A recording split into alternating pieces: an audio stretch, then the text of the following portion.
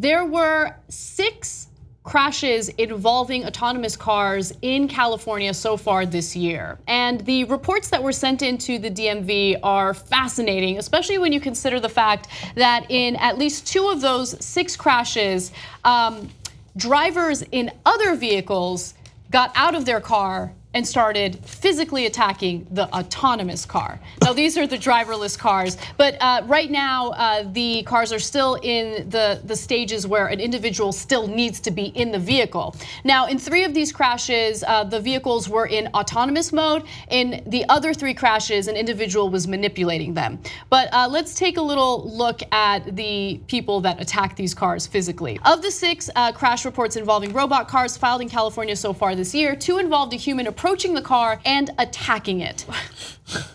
That never gets old.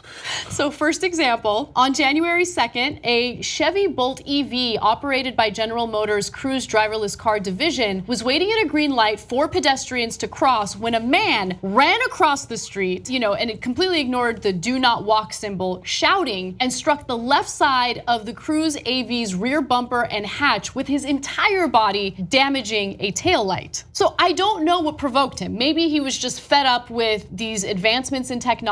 Maybe he's very much concerned about, taxi drivers and Uber and Lyft drivers, but we can only speculate at this point. All we know is this person went after this autonomous car.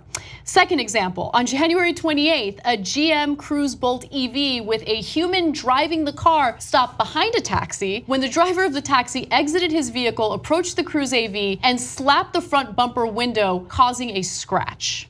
Yeah, and so first of all, let's just be fair. The title says there were 6 crashes involved in these cars. But 3 were when people were driving, so they don't count at all. Right. So out of all those cars on the road, there's only 3 crashes.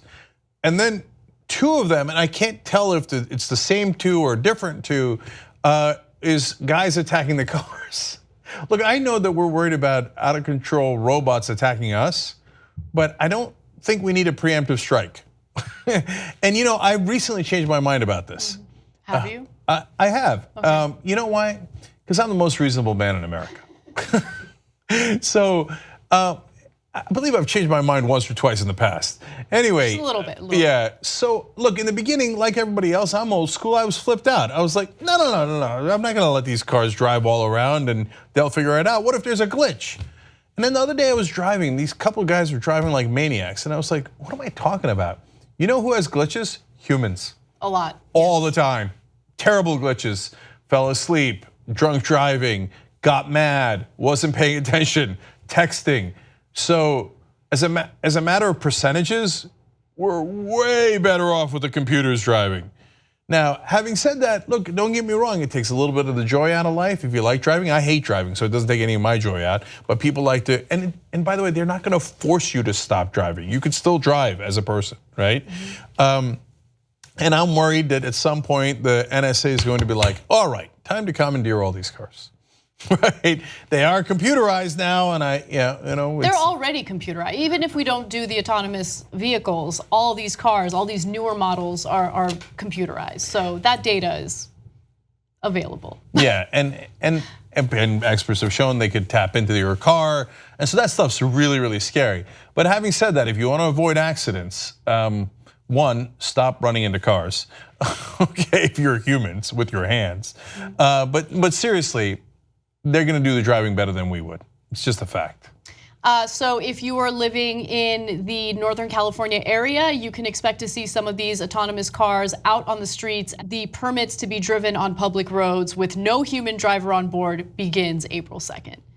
Wow. And by the way, another downside to this, which is unfortunate because it's otherwise a funny story and an interesting story, all the truck drivers out there. I know, that's honestly my #1 concern when it comes to autonomous vehicles. And the Uber drivers and the taxi drivers.